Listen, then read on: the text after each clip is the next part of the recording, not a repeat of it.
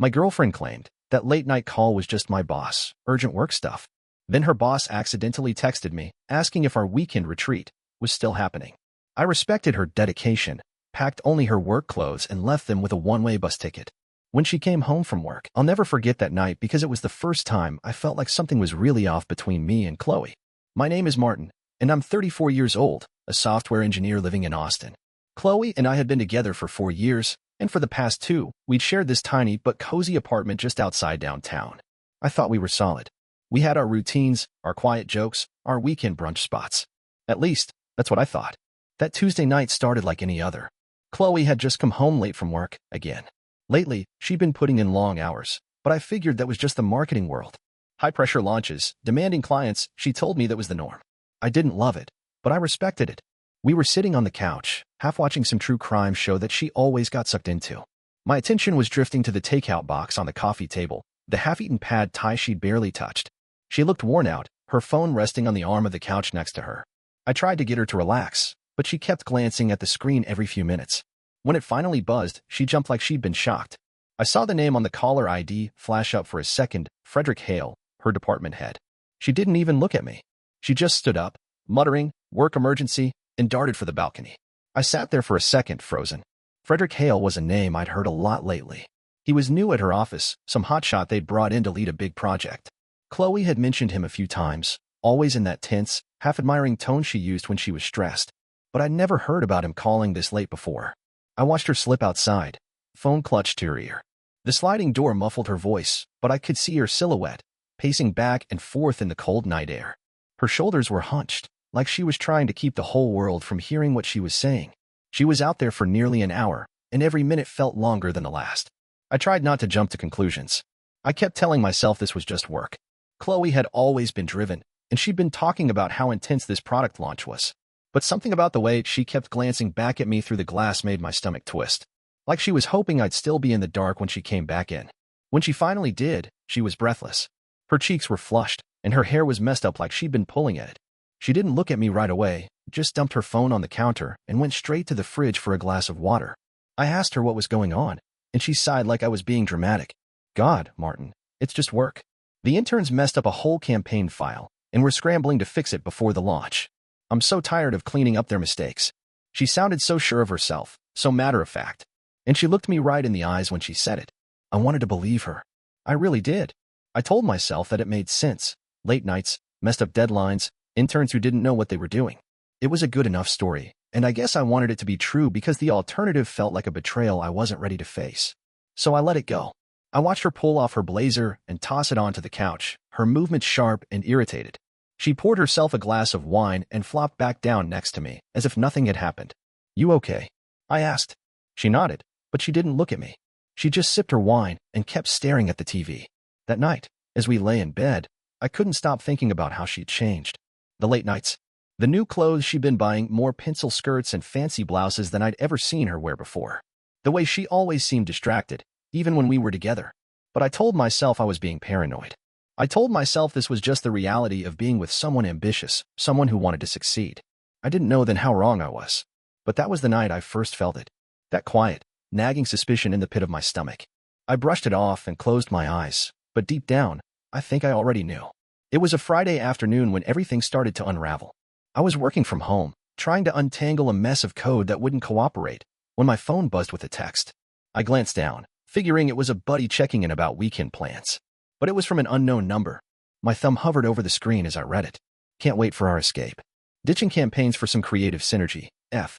I read it twice, my brain slow to catch up. My first thought was that it had to be a wrong number. But then that F jumped out at me like a slap in the face. Frederick Hale. Chloe's boss. My stomach flipped. I swallowed hard and typed back, trying to stay calm. "Who is this?" The reply came almost immediately. "Oops, sorry, wrong number." I stared at those words, my heart pounding. My head was telling me to let it go, to chalk it up to some weird coincidence. But my gut wouldn't let it rest. I clicked on the number and punched it into a search engine, my fingers moving almost automatically. It was him. Frederick Hale. Chloe's boss. The same guy who'd called her late at night, who she'd said was such a brilliant marketer but also a little intense. Now he was sending her messages about escapes and creative synergy? My mind was spinning. I didn't blow up. I didn't even call her. I just sat there, staring at my phone, feeling the room around me go still and cold. I thought back to Tuesday night, to the way she'd said it was just interns and deadlines. The pieces started to click together in my head, like a puzzle I hadn't even known I was working on. The late nights at the office. The new clothes she'd been buying. The way she'd started avoiding my eyes when we talked about her job. It all added up, and the picture it painted made me feel like I'd been punched in the chest. I didn't want to believe it. Chloe was the woman I thought I'd spend my life with. We had plans, trips we wanted to take, places we wanted to see. But now, all I could think about was her laughing at something Frederick said, her taking those calls outside so I wouldn't hear. I felt a surge of something I couldn't even name, anger, hurt, betrayal, all wrapped up into a tight ball in my throat. But I didn't let it out. Not yet. Instead, I sat there and started planning. I thought about what I could do, how I could confront her. But more than that, I thought about what would make this whole thing matter. I didn't want to just scream at her and watch her deny everything. I wanted her to see what she'd thrown away. I got up from my desk and went to the closet, pulling out the suitcase I'd bought on a trip we never took. It still had the tags on it.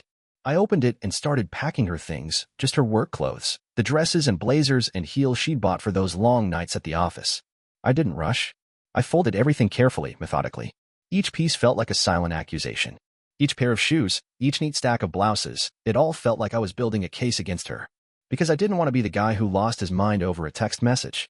I wanted to be the guy who showed her exactly what her choices meant. When I finished, I zipped the suitcase shut and set it by the door. I sat down on the couch and stared at it, feeling strangely calm. The anger was still there, but it was quiet now, focused. I thought about how she would come home tonight, tired and maybe a little smug, and see that suitcase waiting for her. And I thought about the one-way bus ticket I'd already bought, sitting on top of the suitcase like a final note. One way to Chicago. A place where she could keep chasing that creative synergy she'd been whispering about. I didn't feel like a victim anymore. I felt like a man who'd finally stopped pretending he didn't see what was right in front of him. Chloe came home around 7 that night, her keys jangling in the lock like they always did. I was sitting at the kitchen table, the suitcase by the door in plain sight. She didn't notice it right away. She walked in like she owned the place, phone in one hand, the other pulling her hair out of a tight bun. She looked exhausted, but then again, I figured she'd had a busy day escaping campaigns for creative synergy. "Hey," she said, her voice light but her eyes already scanning the room. "What's for dinner?" I didn't answer. I just nodded toward the door. She turned, and when she saw the suitcase, she stopped cold. Her mouth opened a little, like she was about to ask a question, but then she looked at me and saw that I was done playing dumb. "Martin, what's this?" she asked, her voice going tight around the edges. "I packed for you," I said calmly, my hands folded on the table. "I figured since work is so important to you, you'd need everything for work." She swallowed hard, her eyes darting from the suitcase back to me. "What are you talking about?" I didn't raise my voice. I didn't need to. "Frederick texted me," I said. "Guess he got the wrong number." But it was enough. She blinked. "Oh my God, Martin. That was nothing. Just banter. You're reading too much into it." I almost laughed at how fast she was shifting gears. From shock to dismissive in seconds flat. "Banter," I said, keeping my tone flat. "You think I'm stupid?" She crossed her arms, her jaw tightening. "Look, it's not what you think. It's stressful at work. And he's my boss. Sometimes he flirts a little, but it doesn't mean anything." I leaned back in my chair. "Doesn't mean anything?" I repeated slowly. "You've been coming home late for weeks. You're buying all these fancy new clothes. You're taking calls outside in the cold so I can't hear you. And it doesn't mean anything?" She let out a short, bitter laugh. "You're blowing this way out of proportion. So what if we've been talking? It's not like I'm sleeping with him." I shook my head. "You really expect me to believe that?" She walked over to the suitcase, unzipped it halfway, and started rifling through the neatly folded clothes. "You had no right to do this," she hissed. "This is my life, Martin. My job. My career." I didn't move. "Exactly," I said quietly. "And that's why I'm giving you this, a suitcase of only your work things. And a one-way ticket to Chicago. That's where you're going, right?" She looked at me, her face pale. "You're being insane," she said. "You can't just throw me out over a stupid text message." I stood up, my voice still calm but cold. "I'm not throwing you out," I said. "I'm just helping you see what you really want. If work is what matters, then go. No drama. No big fight. Just go." She stared at me, her mouth opening and closing like she was searching for a script she hadn't rehearsed. You're being cruel," she finally spat out. I shrugged. "Call it what you want," I said. "But I'm done. You don't get to play both sides anymore." She tried to soften then, her voice dropping a notch. "Martin, please. This is just a misunderstanding. I love you. You know that." I stared at her for a long moment, trying to find any piece of me that still believed her. But all I saw was the suitcase and the ticket, and I realized I felt nothing. "Then you'll understand why I'm letting you go," I said. She looked like she might cry, but no tears came. She zipped the suitcase shut and stood there, her hands shaking. I need my other things, she said quietly. I shook my head. Not tonight, I said. You're a guest here. And tonight, the invitation's over. She didn't argue again. She just picked up the suitcase and the ticket, her eyes hard and empty. She paused at the door for a second, like she might turn back and say something else. But she didn't. She walked out without a word, and I stood there in the kitchen, listening to the echo of the door clicking shut. The apartment felt bigger, somehow. Quieter. It was about a day later when Chloe decided to push back. I was in the living room, scrolling through some half-finished coding project I couldn't focus on, when the doorbell rang. She was back, still wearing her work clothes, but now her hair was tied up like she meant business. I just want to talk, she said, holding up her phone like it was some kind of peace offering. Let's call Frederick. I'll put it on speaker. You'll hear for yourself there's nothing to this. I didn't say anything. I just raised my eyebrows and stepped back, letting her in. She set her phone down on the coffee table, dialed the number, and hit the speaker icon. Frederick answered on the second ring, his voice as smooth and cocky as I imagined it would be. Chloe, what's up? I thought we said no work calls today. She didn't waste any time. Frederick, Martin's here with me. He saw the text you sent. He thinks there's something going on. There was a pause, and then Frederick laughed, an easy, practiced laugh. Oh, come on, man, he said, his voice dripping with that fake charm. It's office banner. Chloe's been working her ass off lately. I was just trying to lighten the mood. My hands clenched at my sides. I could see Chloe's eyes darting to me, trying to gauge my reaction. I kept my tone level. So you think sending a flirty text at 2 in the afternoon is normal office banter? I said. Do HR policies cover that? Or is that part of the creative synergy too? There was another pause, and then Frederick's voice lost a little of that smoothness. Look, Martin, don't be dramatic. It was just a stupid joke. We're all under pressure. Sure, I said, my voice cold. I'm not the one making jokes at 2 in the morning. Or sending secret messages on the side. Chloe tried to jump in, her voice pleading. Martin, please, you're blowing this up. You're making it sound like. Like what? I cut her off. Like you're having an emotional affair with your boss? Like you're so caught up in your little office drama you forgot you were in a relationship. Her face crumpled for a moment, but she tried to hold it together. You're making this ugly, Martin. I'm just trying to do my job. I let out a small, humorless laugh. And I'm just done with being lied to, I said, my voice quiet but final. This is over, Chloe. Frederick, on the other end of the line, was trying to salvage it. Martin, listen. But I cut him off. I'm not talking to you. This is my home. And Chloe? She's a guest. And she's overstayed her welcome. Chloe's mouth fell open, her face going pale. She tried to soften her tone again, but it was too late. I just want my personal things, she said in a small voice. I nodded once, calm and sure. You'll get them. But not tonight. Not on your terms. She looked like she might argue, but then her shoulders slumped. This is so unnecessary, she muttered, grabbing her phone and ending the call. I stepped closer, my voice steady and cold. You made it necessary. You brought this into our home. And now, you can take it all with you when you go. She picked up her bag, her jaw set. You'll hear from my lawyer, she spat out as a parting shot.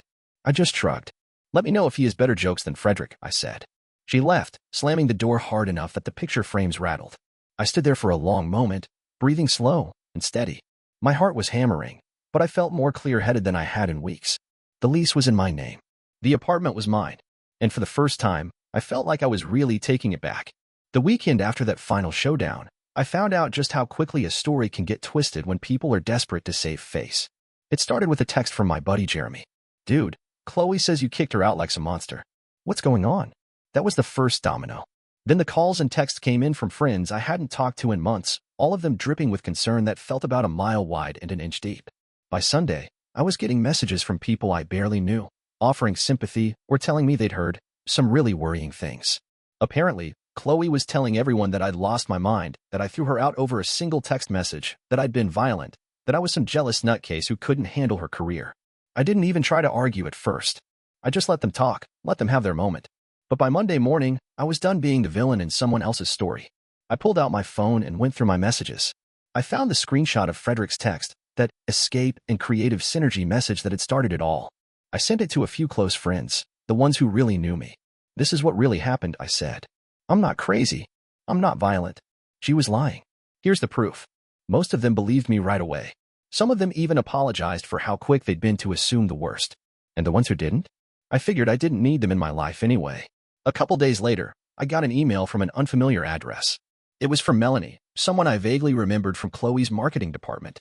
She didn't waste time with pleasantries. "Hi, Martin. I know we've never really spoken, but I've seen some things at the office that might help you." I stared at the screen for a minute, trying to process it. Melanie went on to say that Frederick had a habit of blurring lines with women in the office. Creative synergy was just his way of saying he liked to cross boundaries. She'd heard rumors about him and Chloe, and now HR was quietly poking around because a few other women had said something too. I took a deep breath. I didn't want revenge, but I wasn't going to let Chloe's lies drag me down either. So I wrote back, calm and clear. "Here's what I know. The texts, the late nights, the suitcase. I'm not out to destroy anyone, but I won't let Chloe's version of the story stand unchallenged." I attached the screenshots, the bus ticket, the texts between me and Chloe after she left. Everything that showed I'd been reasonable, that I hadn't flipped out, that I'd given her every chance to come clean. Melanie wrote back the next morning. "Thanks for sharing this. It helps a lot. I think this might be bigger than you realize." By the end of that week, I started to hear little bits of gossip from mutual friends who worked at Chloe's company. HR had launched an internal investigation. Frederick wasn't seen at the office anymore. And Chloe? She still had her job, but she was suddenly very quiet on social media. Her usual bragging posts replaced with generic inspirational quotes. The best part? I didn't even have to lift a finger. The truth had a way of working itself out when you let it breathe. On Saturday, I sat at the kitchen table, nursing a cup of coffee and looking at my phone. Another text from a friend. "I'm sorry, man. I didn't know what to believe at first. But now it's clear. You did the right thing." I didn't feel triumphant. I didn't feel like I'd won. But I did feel relief. Chloe had tried to twist the story to save herself. But the facts, the receipts, they spoke for themselves. And me? I was done explaining. Done justifying. I was ready to let this part of my life close, one quiet truth at a time. Monday morning, she showed up. I heard the knock before I even had time to finish my coffee.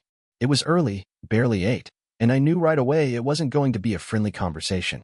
I opened the door, and there she was, standing on the porch with her hair pulled back in a messy ponytail and no makeup for the first time in years. She wasn't wearing one of her new work blazers.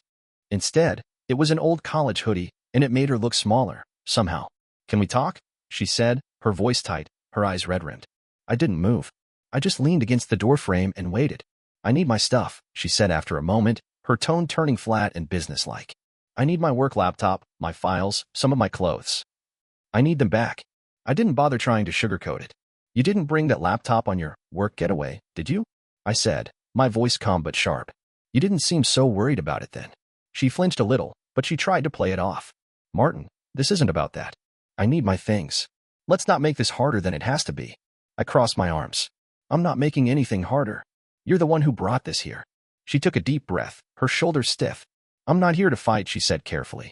"I'm just here to get what I need to do my job." But I could see it in her eyes. The desperation. The cracks in that polished mask she'd always worn. "Funny," I said. "You didn't seem too concerned about your job when you were plotting your creative synergy with Frederick." Her jaw tightened. "You're being petty, Martin."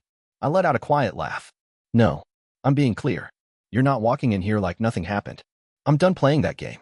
She shifted her weight, her eyes darting to the suitcase still by the door, half empty now, the clothes she'd left behind in neat stacks. "Look, I'm trying to be reasonable here," she said, her voice cracking. "I just need my stuff." I straightened up. "And I told you, you'll get your things when I'm ready to give them to you. Until then, you're not setting foot back in this apartment. You're a guest here, remember?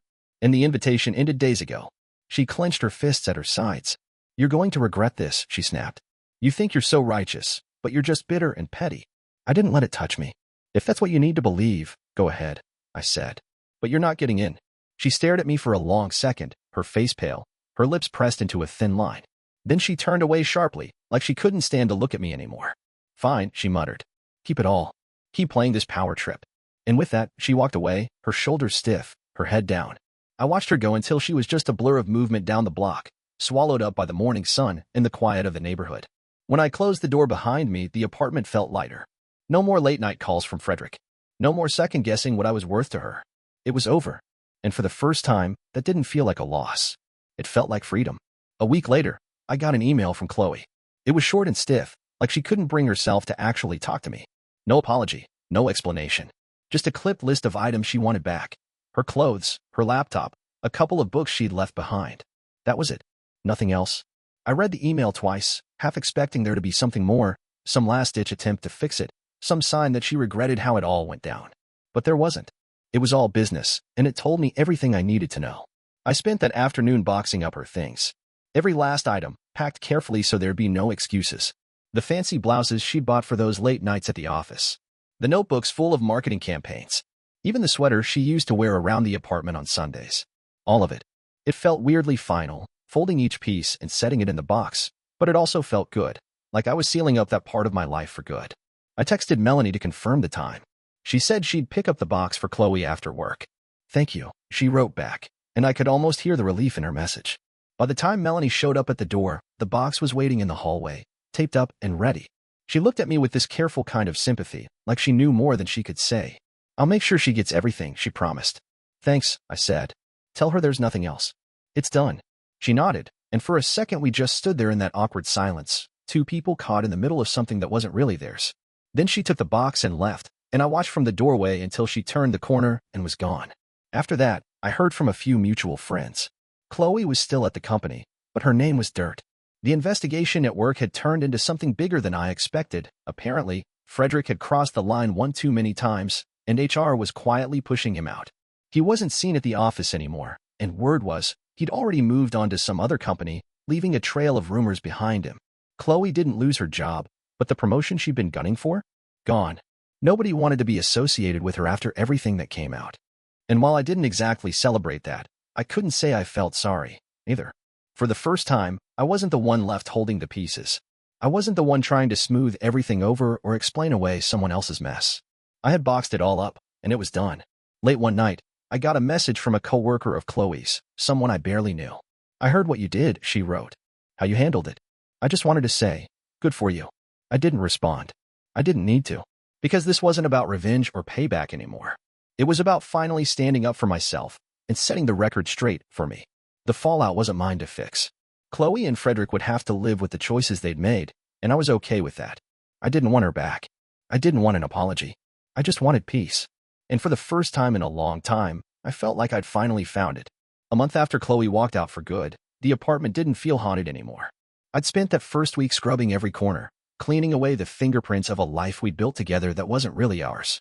After that, I started moving things around, like I needed to physically reclaim the space as mine. I swapped out the coffee table for one I'd always liked, but she'd thought was too rustic. I put up a couple of framed prints in the living room, old travel posters from places I'd always wanted to visit. It felt like breathing fresh air again, like every little change was a declaration. This is my home now. I started reconnecting with people I'd let drift away, old college friends, a cousin I'd lost touch with. We'd grab beers on weekends, and I'd realize how much I'd missed the ease of being around people who didn't expect me to tiptoe around their secrets. Nobody had an agenda. Nobody was watching me for cracks in the story. It was just real. At night, when the apartment was quiet and the lights of Austin flickered outside my window, I'd sit on the couch and feel the calm settle in. There were moments of sadness, sure. Regret, even. But mostly, it was just relief. No more games. No more pretending. One morning, I woke up early and decided to take a walk by the lake. The sun was just coming up, burning off the mist on the water, and it hit me how long it had been since I'd done something so simple just because I wanted to. I stood there, watching the ripples spread across the surface, and felt something in my chest loosen, a weight I hadn't even realized I was still carrying. I'd been thinking about getting a dog. I'd always wanted one, but Chloe had said our schedules were too busy, that a dog would tie us down.